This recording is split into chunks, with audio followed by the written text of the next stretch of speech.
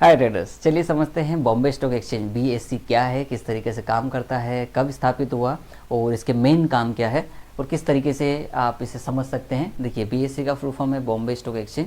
भारत का सबसे पुराना और एशिया का सबसे पहला शेयर बाजार है, इक्विटी बाजार, स्टॉक बाजार। ठीक है, इसकी स्थापना 1875 में हुई थी।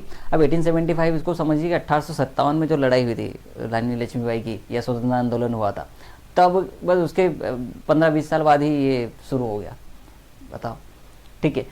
तो ये दलाल स्ट्रीट मुंबई में स्थित है। देखो, एनएससी और बीएससी में लोगों को कन्फ्यूज़न होता है कि एनएससी कहीं दिल्ली में होगा और बीएससी मुंबई में है तो एनएससी कहीं और होगा। दोनों एक ही जगह है, ठीक है, मतलब मुंबई में ही है, बस जगह अलग अलग है। ये दलाल स्ट्रीट पे है और वो भी मुंबई में ही एक बढ़िया जगह है, उसका नाम याद नहीं आ रहा, समझते हैं उसको बाद में। ठीक है, बीएससी को सेबी रेगुलेट करता है, वैसे एनएससी को भी सेबी ही रेगुलेट करता है, ब्रोकर्स को भी सेबी ही रेगुलेट करता है, कोई और अथॉरिटी नहीं है वहाँ पे।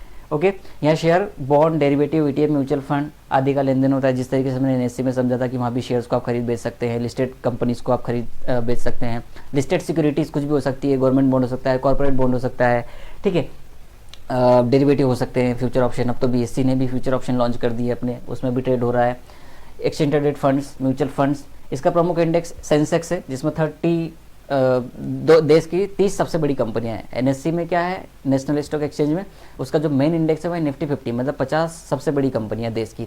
यहाँ पर 30 है, इसलिए आप देखिए, क्योंकि 30 कंपनीज तो सेम ही है ना, अगर इसको सही सही से समझा जाए। देश की 50 कंपनियां हैं तो 50 कंपनियां में से 30 कंपनियां तो सेम ही होंगी ना।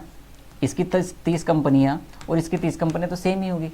बाकी फिर अगर हम एनएससी की बात करें या निफ्टी 50 की बात करें और सेंसेक्स, इसलिए हम सेंसेक्स को 30 बोलता हूँ मैं, आपको याद रह जाएगा कि सेंसेक्स 30 मतलब 30 कंपनी है, निफ्टी 50 मतलब 50 कंपनी है। क्लियर? तो यहाँ पर 30 कंपनियाँ हैं और यहाँ पर भी 30 बड़ी कंपनियाँ हैं, इसलिए ये पैरेलली साथ में चलते हैं। बाकी 20 कंपनियाँ और हैं, वो अलग बात है, लेकिन फिर वो वेटेज चेंज हो जाता है, क्योंकि यहाँ पर वेटेज अलग तरीके से रहता है शेयर्स का और यहाँ पर वेटेज अलग तरीके से होता है, लेकिन टॉप 30 तो सेम ही है, इसलिए उसका सेम बिहेवियर होता है। और टॉप 10 तो सेम ही है और उनका एवरेज वेटेज भी ऑलमोस्ट सेम है, ठीक है, दोनों इंडेक्सेस का, इसलिए वो साथ में चलते हैं। इसलिए वो लोगों के मन में हमेशा ये चीज़ होती है कि ऐसे निफ्टी सेंसेक्स साथ में चलते हैं क्या? बिल्कुल साथ में चलते हैं भाई। चलिए, बीएससी की प्रमुख भूमिका है, क्या है रोल? कंपनियों को शेयर लिस्ट करने का प्लेटफॉर्म देना। जैसे एनएससी पर कंपनी लिस्ट होती है वैसे बीएससी पे भी लिस्ट होती है। पहले बीएससी पर हो रही थी, एनएससी तो 1992-1994 में आया है। क्लियर? निवेशकों को ट्रेडर्स के लिए पारदर्शी ट्रेडिंग सुनिश्चित करना, ठीक है। सेंसेक्स जैसे इंडेक्स से मार्केट का ट्रेंड बताना, ये भी एक तरीके का बेंचमार्क है, सेंसेक्स 30। कैपिटल इन्फॉर्मेशन, कंपनियों को फंड जुटाने में मदद करना, बिल्कुल लिस्ट करके, और इन्वेस्टर प्रोटेक्शन और मार्केट रेगुलेशन में मदद करना, ठीक है। काम कैसे करती है?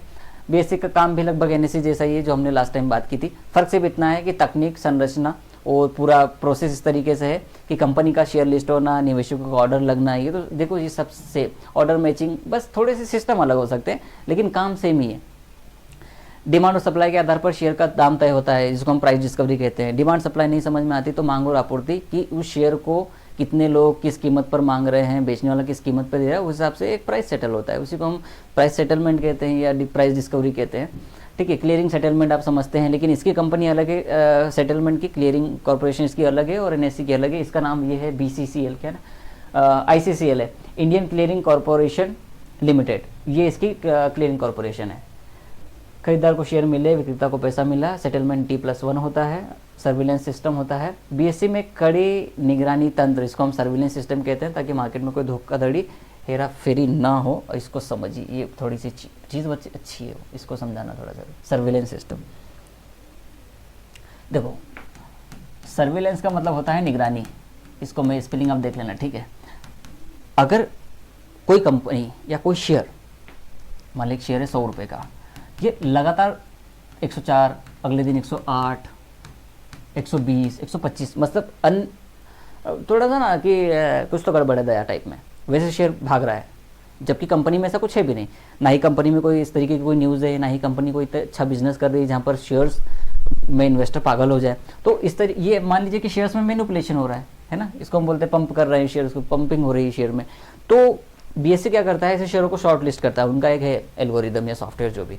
वो देखता है कि यार ये कंपनी अननेसेसरी क्यों भाग रही है, ठीक है, अननेसेसरी नहीं भागना चाहिए ना, कोई रीज़न हो तो ठीक है। मान कोई कंपनी को ऑर्डर मिला तो इन्वेस्टर बाय कर रहे हैं, किसी कंपनी ने प्रॉफिट जारी किया, अपना बहुत अच्छा प्रॉफिट है, उसका आउटलुक बहुत अच्छा आ रहा है, या कोई गवर्नमेंट चेंज हो गई तो किसी कंपनी या किसी सेक्टर में उन कंपनीज के शेयर भाग रहे हैं 10% 20%, लेकिन ये शेयर में तो कुछ भी नहीं है, ये कंपनी भी छोटी है, मार्केट कैपिटल भी इसका 100-200 करोड़ का है, छोटी कंपनी, बहुत छोटी कंपनी, शेयर क्यों भाग रहा है, पहले तो इस कंपनी का शेयर गिर रहा था, अब शेयर वर्टिकल भाग रहा है।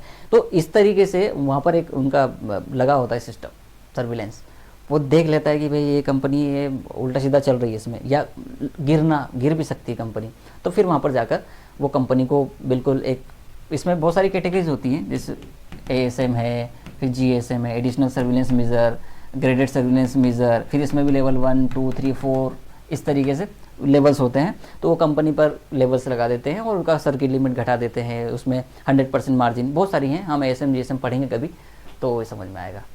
तो ध्यान तो रखता है BSE भी कि इन्वेस्टर का लॉस ना हो जाए, बेवजह किसी शेयर में हेरा फेरी तो नहीं हो रही, बेवजह किसी शेयर को शॉर्ट तो नहीं किया जा रहा, गिरा तो नहीं रहा कोई, है ना, क्योंकि छोटी कंपनी बेचारी क्या करे, कंपनी 100 करोड़ 200 करोड़ की है, कोई व्यक्ति है जिसका 500 करोड़ रुपये आसानी से गिरा सकता है उस कंपनी को, ठीक है, ऐसा होता है। तो फिर उसमें चीज़ें की जाती है कि 100% मार्जिन मांगने लग जाती है, या सर्किट लिमिट कम कर देते हैं, जिससे उस कंपनी में वो जो उठापटक हो रही है वो कम हो सके, ठीक है, इस तरीके से काम करता है। तो हमने समझा BSE क्या काम करता है, इसकी मेन रोल क्या है, और कीप वॉचिंग, देखते रहिए इसी तरीके के वीडियोज़ के लिए, कीप फॉलोइंग में।